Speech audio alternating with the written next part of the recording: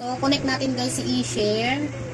So, ano yan, mirroring. Pindutin natin si mirroring. Tapos, nakalagay dyan, ano, ito, start recording or casting with e-share. So, pindutin natin, okay. So, ayan, lalabas na sa TV yung aking screen gamit ang phone. So, ayan, kung ano yung nakikita nyo doon sa cellphone ko, yun din sa TV. Tapos, punta tayo sa YouTube. So, asan ang aking YouTube? Kapag magka-karaoke kayo guys, gamit yung True Phone to TV. Ito ang aking YouTube. Tapos, back tayo. So, ayan, nakikita naman yung kung ano yung nasa cellphone ko nasa TV. Tapos, share natin. Pindutin natin si yan.